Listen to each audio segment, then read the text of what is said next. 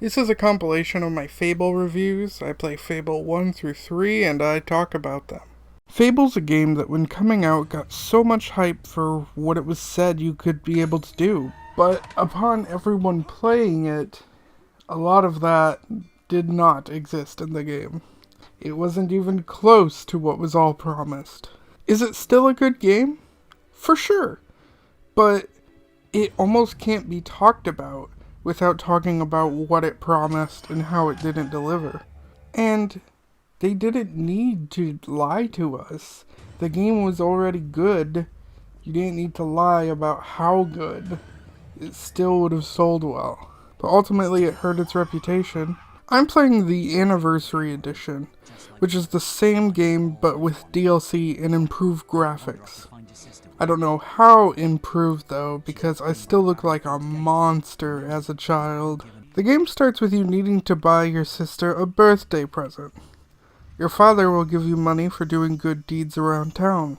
The game has morality to it. Some actions are good, some are bad, and these affect the game.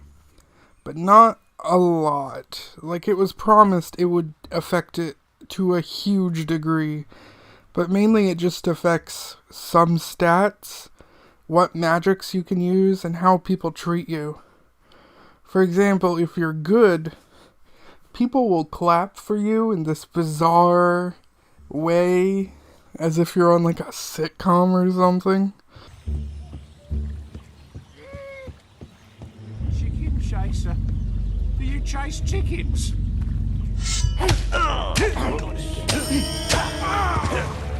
Simple when you know how. Easy. And if you're bad, people will be scared of you, which is honestly super annoying when I want to buy something and the merchant is running away from me. Just scary. Coin golf. Play here. Be quiet. He could hear it. The game tries to teach me morality by facing me with a dilemma. A man is cheating on his wife, but he offers me a gold piece not to tell her. Obviously, the good path is to tell her, and the bad path is to take the bribe.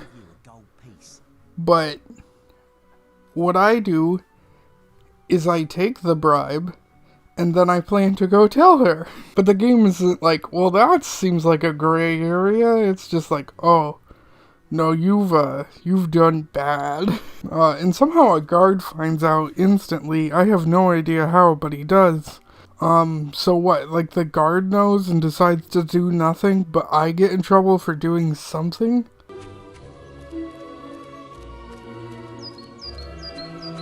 Right, I've heard reports that you've been doing bad deeds. Accessory to improper man and lady behaviour. That sort of behaviour is not acceptable. If you were older, you'd be apprehended and fined by the town guards. You need to decide if behaving like that is worth it, my young friend.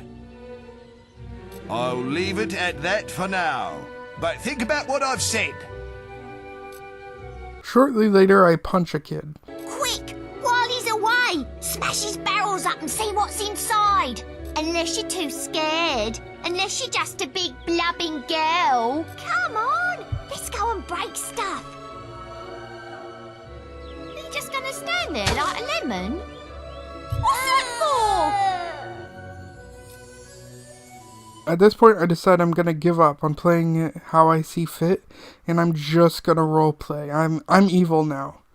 'Cause I feel like the game wants me to be evil anyway. Look, there's a little swine. I'm going after him. What? You again? I'm hearing of your mischief rather regularly. Shall we remind ourselves? Violent conduct towards a person or persons without guard's permission. Accessory to improper man and lady behaviour. Anyway, bandits end up raiding the town and they kill my father and take my mother and sister hostage. I'm saved by a man with glowing tattoos named Maze. Maze teleports me away where I'll be trained as a hero with other heroes at this, Academy of Heroes. I'm placed in a room with a girl named Whisper, who they constantly compare me to as if she's my rival. It's honestly really annoying, and she does it too. Her brother is also being an ass. So as the evil character, you better know I'm getting revenge on him. Anyway, with time, you grow up and you go on many quests. Your stats also have influence on you as they can change your physical shape. One unique thing I enjoy about this game is there are talking doors with challenges who, if you pass their challenge, they'll give you a special reward. That's super cool. Now on the flip side, this game has too many escort missions in my opinion. Has anyone ever loved escort missions? It turns out my sister's alive and she's a bandit now, for a giant named Twinblade. Our sister is blind and has magic powers now, and apparently the powers are just our family bloodline. Anyway, I fight and I cut off the head of Twinblade because, I'm evil. The game gives me the choice to spare him or not, but he literally attacked me first, trying to kill me. Why would I spare him? Even if I was playing as a good dude, sparing him still feels like a bad idea. Anyway, after a bunch of side quests, we enter the arena, and here's a good spot to talk about how combat works. I honestly kinda hated it at first, but you grow to learn it, and that doesn't mean it's good, just that you get used to it. There's melee attacks, archery, and will. Will is basically magic. You have to switch back and forth between them. Now that doesn't sound bad, but on top of that, emotes, switching powers, using potions, eating food, etc. are also in these menus, which are not easy to navigate while fighting.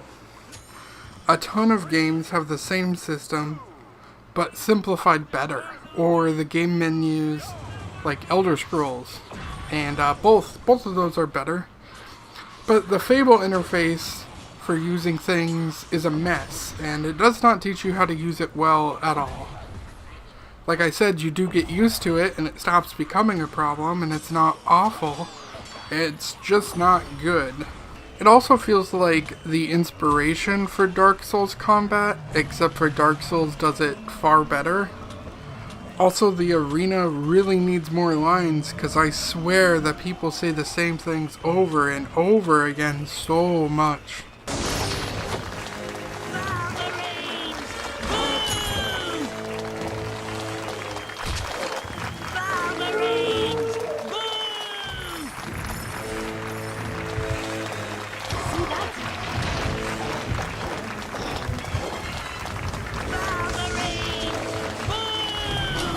Anyway, Whisper joins me in the arena to fight stuff. But then we are introduced to the famous hero Jack of Blades, who immediately tells Whisper and I to fight each other to the death for money. I thought he was supposed to be a hero. A fight to the death between the two heroes still standing. The winner will receive a special prize. The loser will have the privilege of dying before you. What do they think they're doing?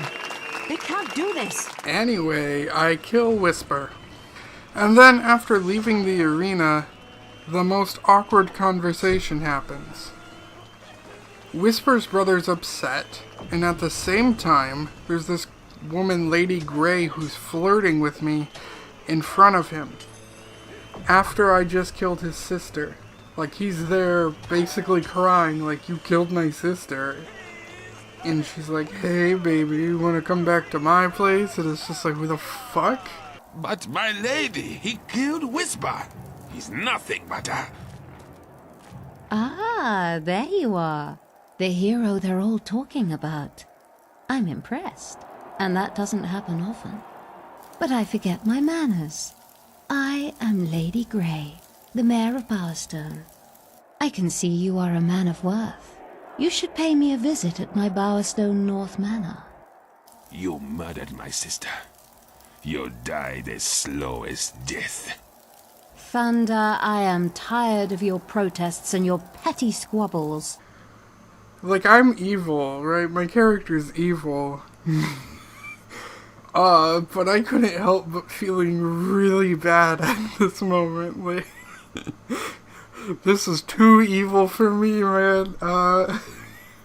Like, I felt bad for Whisper's brother, I guess. So there's no way I'm gonna, fucking date Lady Grey. Which, by the way, you can, marry people in this game, and Lady Grey is one of the people you can marry. But that's not happening. My character is, like, world domination's his only thought, okay? He doesn't need all that. We learned from Jack of Blades that our mother used to be the arena champion before she settled down and had us. It turns out she's alive too, in a prison. Jack is keeping her there. So now we need to free her. We break into the prison, where I free her, and I kick ass, but then the game decides we're captured. Why? I don't know. I was kicking ass. I could have taken them.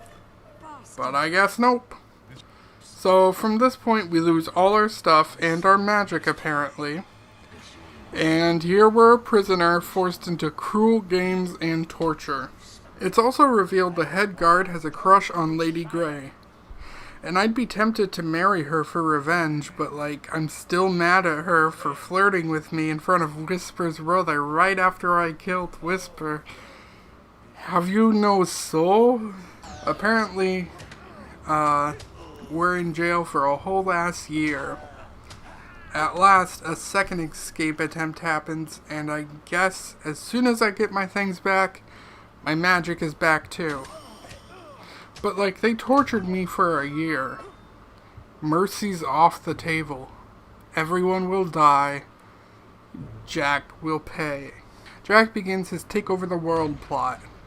But hey, if anyone's gonna be taking over the world, it's gonna be me, so I'm off to stop him. It turns out Maze is working for Jack of Blades and is using the family bloodline for Jack to get a special sword that'll make him really powerful. So we fight and we kill Maze, who reveals that he was scared of Jack, so only did it in self-preservation. At last we fight Jack of Blades and a bunch of fucking minions because Jack is too much of a bitch to fight us one-on-one. He's a fine final boss. He's for sure the most powerful enemy we've faced. But his fight really doesn't feel that special. I remember as a kid, I was like, oh, this is hard. But playing this as an adult, I was like, oh. I guess I sucked at games as a kid, huh? After killing him, my sister gives me a choice.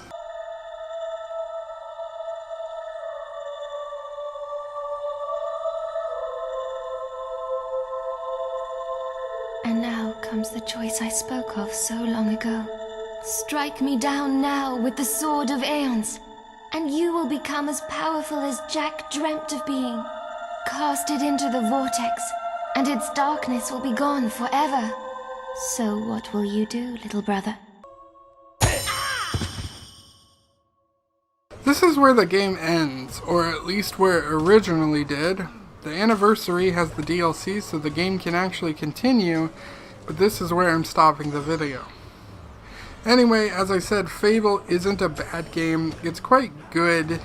It just isn't the greatest game ever, as it was hyped up to be. It's also really weird, kind of a weird art style, a strange choice in how villagers behave. Sometimes villagers tell you where your next quest is, like how the hell did they know? Honestly, there are far better RPGs out there, but Fable is still worth playing and still deserves praise. Yeah, it has some weird bad choices, but it has equally as many good choices. Like a boast system, where you can earn extra money if you purposely make a quest harder for yourself by bragging about how you can beat it in a specific way. Or how people treat you differently based on actions. That's cool. It needs a ton of work because it's really shallow in the game, but it's still a cool concept. Honestly, give Fable a try if you haven't. So Fable 2 gives us more options than Fable 1, because now we can either be a girl or a boy. They really stepped that up, huh? Still, we're only white, but hey, at least we got 2 options now. The music for Fable 2 is beautiful, and I mean, all the Fables have pretty music, but I was noticing a lot in Fable 2 how gorgeous it is.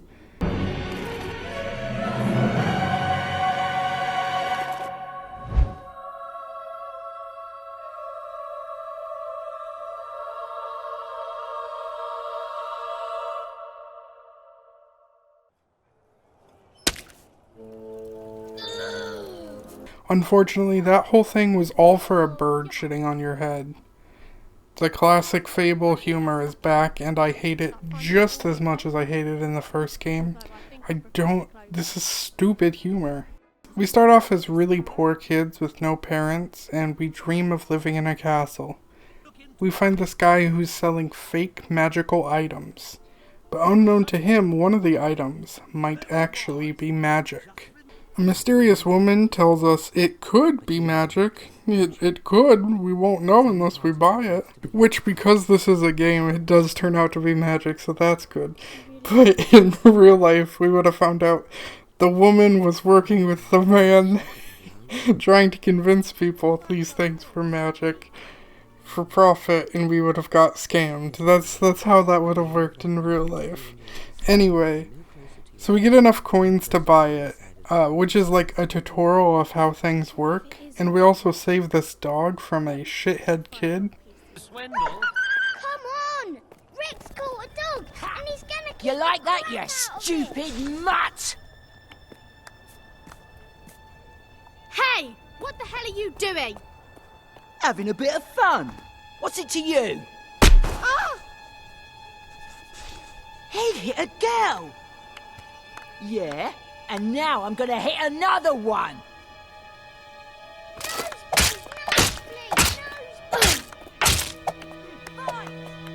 Ah! Stop it!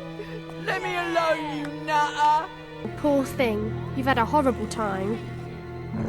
Don't be scared. It won't hurt you. What you need is someone nice to look after you. Oh, we can't keep you. We don't have enough food for ourselves. We buy the magic music box and... I wish.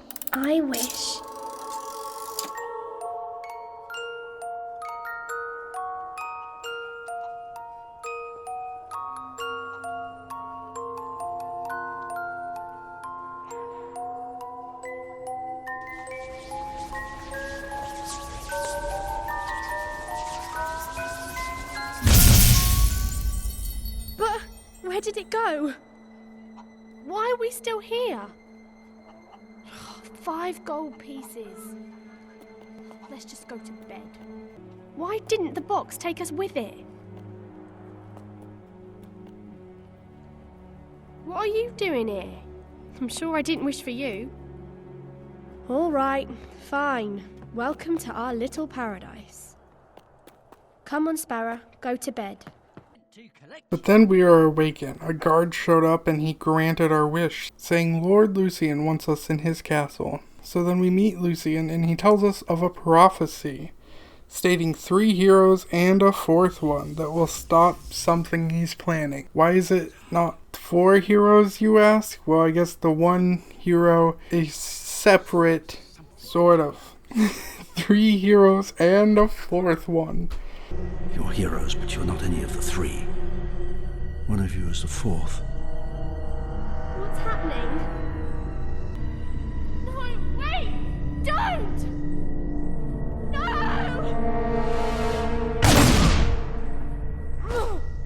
I can't allow you to live either.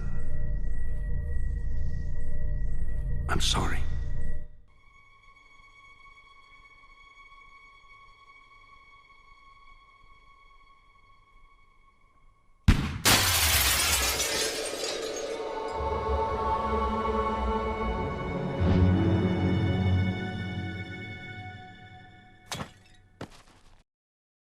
This mysterious woman turns out to be Teresa, our blind sister from the first game.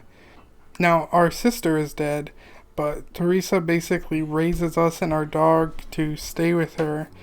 And now the best mechanic of Fable 2 is the dog.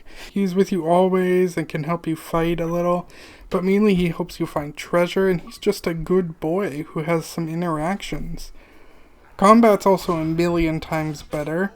I didn't hate it this time, and it wasn't complicated like the first, and it wasn't just, oh, I didn't hate it. Like, I was actually enjoying it. It was kind of fun. You have a magic button, a melee button, and a gun or crossbow button, and you can switch between them relatively fast. There are still shops, but new to the game is jobs, where you can earn money working various jobs, which are basically just like press the right button at the right time events. Also, I'm not sure if this is new or not, but there's condoms and you can get STDs. You're making a great saving on that. And this is set in the future, but there are still mystical creatures such as hobs and trolls, and by the future I mean it's set further in time than Fable 1. The goal of the game is to find the 3 heroes to join me to fight Lucian. Teresa is a hands-off leader who sends me on quests. She sends us after our first hero, Hannah, and Hannah is this monk who I immediately like because she got along with my dog. Hey there, boy. Hello. Oh, you're a strong, handsome fellow, aren't you? She's a pacifist until her father died due to inaction, and this causes her to give up her pacifism and join our team wielding a giant hammer and taking the name Hammer. She even helps you fight against enemies in some missions. And we have meetings with her and Teresa who tells us what to do and where to go. And the arena makes a return, but it's a little different here as each section has its own room, and also you can't see the crowd and no one's loudly yelling about Balverines. We then go to the prison to find our second hero, but this time we aren't the prisoner, this time we are a guard. Honestly, Fable 2 is repeating a ton of story beats from the first one, and just doing them slightly differently. This isn't really a bad or a good thing, it just means they have a formula and they are sticking to it. And that formula always starts with promising a game that is better than it really is, and then releasing a far weaker product that's still relatively good quality. So, in prison, we are a guard this time instead of the prisoner. But we're still a prisoner guard. Like, we wear shock collars, and our command zaps us either just for fun or if we don't obey. And we end up with the second hero though, and he breaks us out of our collars. But it took him years to muster up enough power to be able to break through the collars. So that's why it took so long, I guess.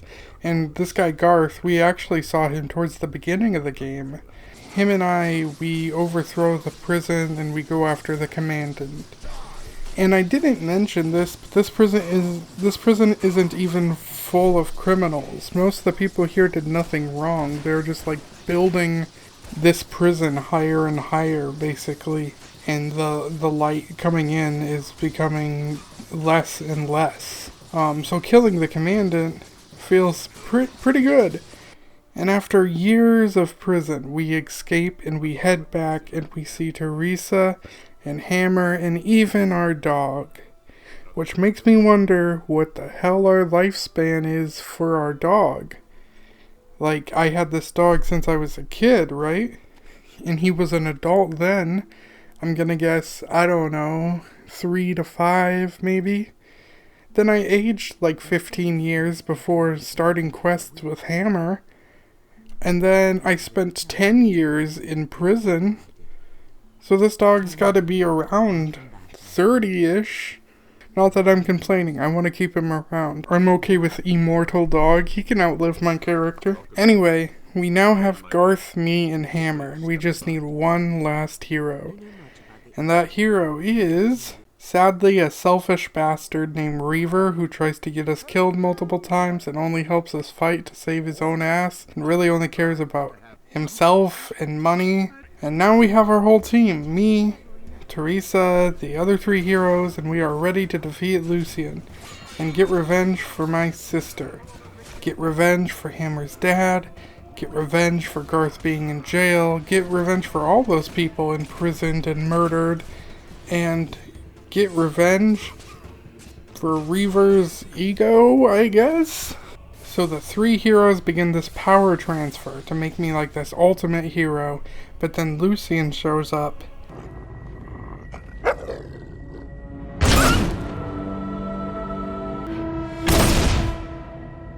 Death is not your destiny today, little sparrow. And from here we're trapped in a dream, where we are a child having a good day and nothing is bad, but then we force ourselves to wake up so we can deal with this issue.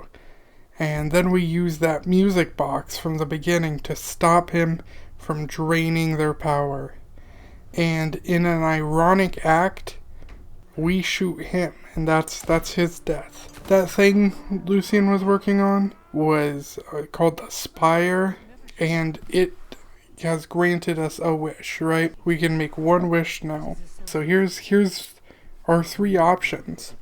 We can revive all the people who died in the Spire. The Spire's the prison. We can revive our dog and our sister, or we can choose just a buttload of cash. And I'm sure many people disagree with me, right? I know which one is objectively the morally correct answer.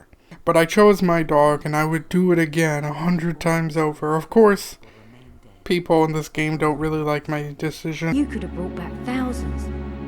All the victims of this horrible place, they had families too. If you care so little about life, why not just take the money? No, I'm done. I know why we got attacked in the cave the day we met. You brought those hollow men in with you. 2 monks would have found nothing, but a warrior finds battle always. I want to go north, study with those warrior monks. I was so sick of avoiding violence. Now I'm sick of causing it. But my dog fucking saved my life. He's a sweetie boy. Look, I love my dog. In game and in real life. I would bring him back, okay? Anyway, Fable 2 is far, far better than the first game, in my opinion, and it's my favorite Fable game of the series. I'm not sure if that's a controversial take or not, but I think it tells the story it wants best while executing gameplay best while having the least amount of the garbage humor that Fable has. In Fable 3, you choose between a prince or a princess. I chose a prince this time, and you get this really long, dumb cutscene of a chicken being hurt in various ways, just like slapstick humor. And they do this because Fable just can't stop laughing at chickens getting hurt. That seems to be like their big main joke is chickens, they get hurt.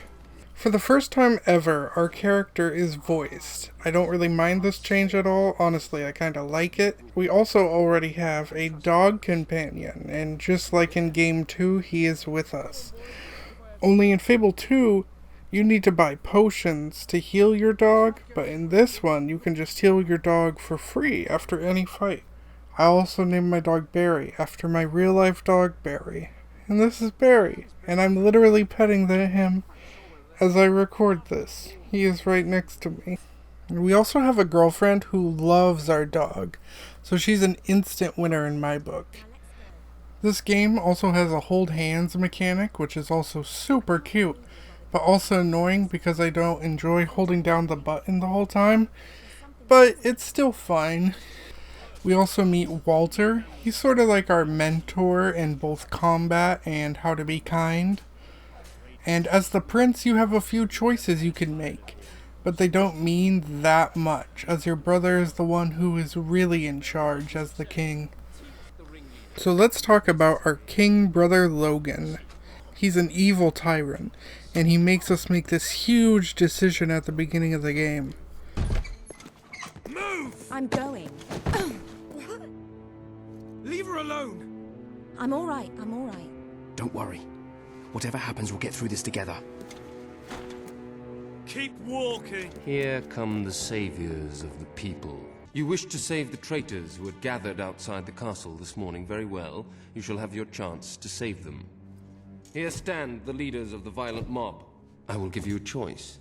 Who will be punished? These strangers or this girl? The sentence will be death. No, this can't be. You are the prince. Decide. Your Majesty, Logan, please. I am giving you power over life and death. No, I won't do this. If you can't choose, I will. They will all be executed. So tell me, what are you willing to sacrifice to do the right thing? This is madness. We just can't. Choose me. You can't let them all die. Choose me. Mean it.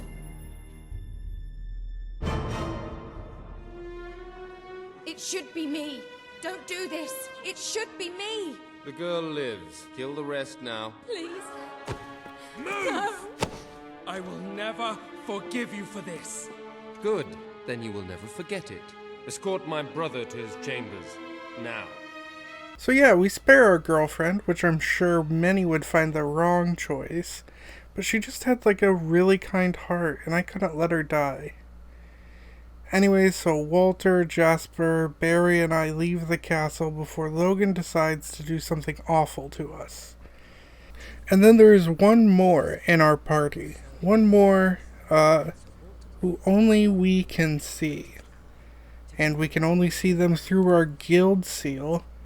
It's how we level up, which is controversial to me, but I'll talk about that in a second.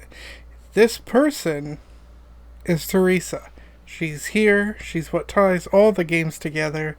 In many ways, we are not the main character. This is actually her story, and each game just follows the hero she has chosen for the next part of her story. But she is also here now to give advice and for us to have us upgrade ourselves. I said this is controversial, and that's because unlike in the first game, where you pick what you unlock with most options available to you, in this one only a few options open up at a time. What this means is that most characters in this game are going to end up exactly the same as someone else who played, whereas in the previous one there's a lot more variety and replayability. If you play it a second time, you could play it very differently.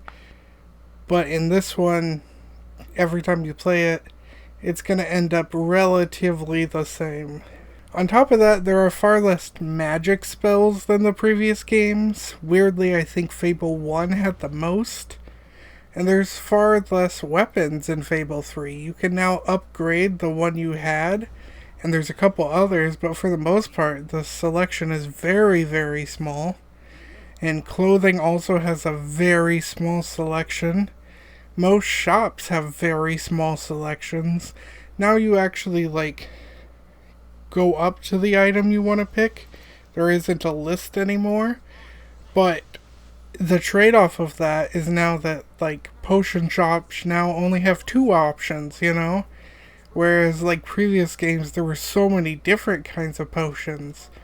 So much of Fable 3 has been simplified to have very little options. And you can't just sell items to every shop now. There's only one special shop where you can sell things. Job level ups are no longer based on your experience with a job, but now you unlock them on your little level up road thing. I will also say combat is still really good though, and our dog also still really good. And now when you pause the menu, you teleport to a sanctuary where you can change clothes and talk to Jeeves, and that's kind of cool. Yeah, it did get rid of the menu, but that's alright, I think, because this is pretty neat.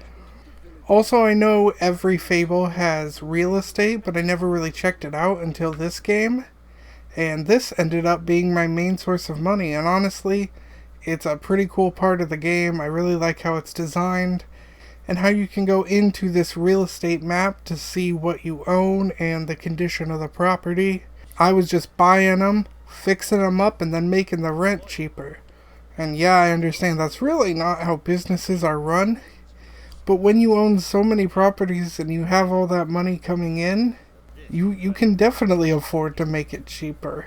Also, I'm a fucking prince, man. I want what's best for my people. Fable 3, unfortunately, kicks that Fable humor up way too much. I get humor is subjective, and sure, maybe like some humor is subjective, but some is just bad, okay? You have to admit that. Some is bad. And the Fable humor is dumb 9 times out of 10. If it's not running around in a chicken suit, kicking chickens, it's an obnoxious amount of farting. Or trying to find some gnomes. Like, if you find this shit funny, I don't really trust your opinion on anything at all. I will admit, though, there was one time I laughed, okay? And it was this.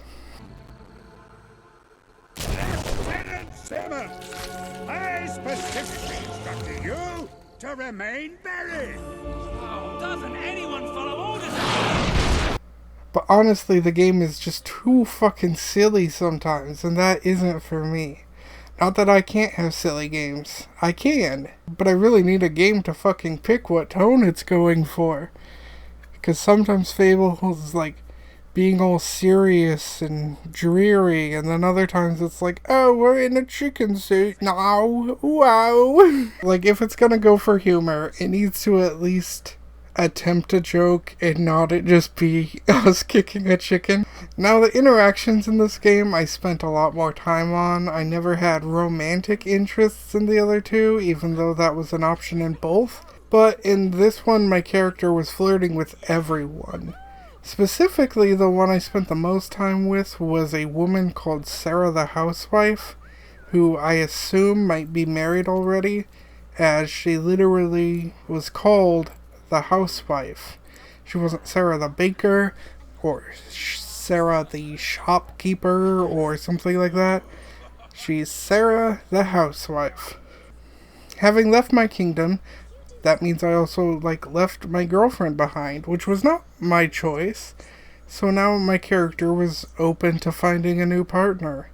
And this Sarah the Housewife, who was probably already married, seemed to be it. There was nothing in particular that made me pick her. It more so had to do with that she kept showing up where I was all the fucking time, so it just kind of happened that way. There was this time we couldn't stop flirting in front of a street beggar, and I didn't even know he was there. We were just making him a cuck, and I feel awful now, but I didn't even notice him for my first few interactions. I also took her on a date, and we kissed and such, and then I bought her home and made her rent cheaper. I also got hired to do a quest where I make this really shitty woman fall in love with me, so she'll sign some divorce papers to break up with her. So I wasn't really in love with her, right? But while flirting with her, guess who comes up? It's Sarah! And oh no, have I been caught cheating? Will she be mad? Will she think I'm cheating? Mad that I proposed to someone in front of her? Nah, she left totally fine and still in love with me. I felt kinda bad, but the marriage was fake, so maybe she just knew somehow. I don't know. Also, hold on. She's cheating on her person. Why am I worried about that? Of course she's fine with cheating. I didn't even think about that. Anyway, I also go with Walter and we fight some hobs, so that means that mythical creatures still exist, which is fine. And you'll never guess who we run into. It's our old girlfriend from the kingdom. She's with another man now, and now we got choices. Does she leave her current man to be with me, or does she stick with him? Do I leave Sarah the Housewife, who is probably already married? Do I leave her to be with my girlfriend, who I left with no explanation? Or do I stick with Sarah? I ended up telling her to leave her current man and we'll be together, which is probably selfish, but it's not like we wanted to break up. We were kind of forced to separate because of a murderous tyrant. I also vow in my head, like, I'm gonna be loyal to her. No more flirting with everybody. No more flirting with Sarah the housewife. And then, you know what? After this interaction, I never saw her again. Maybe she appears in some side quests I must not have done. I'm not sure. But I do not see her at all again, and my entire romance plots all die out right there. So what's going on here is we are slowly building an army of rebels because we want to overthrow my brother. And with each new ally, we make some sort of promise to be a better ruler than Logan. But in the meantime, there are some rebels who, unfortunately, were sniffed out. And anyone who doesn't follow Logan's rule is branded a traitor and put to death. Also, do you remember Reaver from the second game? Well, Reaver's back. Well, not him per se, but a descendant of him who is also known as Reaver, who is also a rich scumbag with a gun, who is also a piece of shit. The apple doesn't fall far from the tree here, I guess. So me and a fellow rebel named Paige go to confront him, and we end up in a series of fights for his and his guests' entertainment. This is basically our arena level. Reaver escapes, and we move on. Walter and I end up fighting this enemy called the Darkness, and they're like these shadow creatures that are evil and they can take your sight. Walter gets more and more scared, and the game gets darker and darker. He ends up losing his sight, and you have to guide a terrified Walter, and all of this is really interesting. Walter even asks us to leave him as he's unable to really go on. Stop. I can't do this. Of course you can. Come on. I'm too weak. You have to leave me. Listen to me. I can't see. I can barely stand. I won't just slow you down. I'll get you killed. You have to go on without me.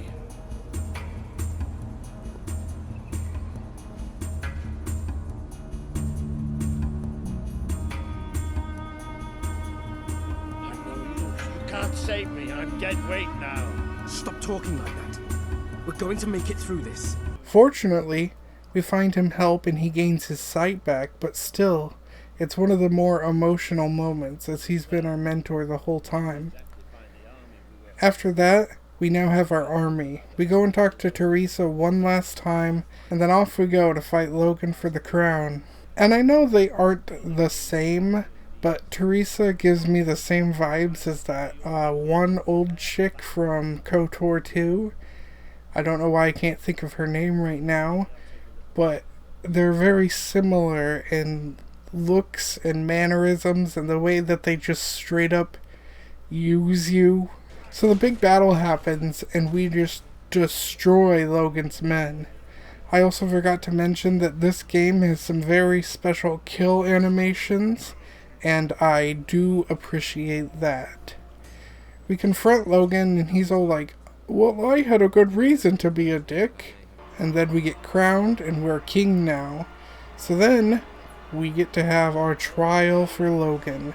And the people make cases for and against. There's not a soul alive in the kingdom who hasn't suffered for his glory, and plenty who've died for it.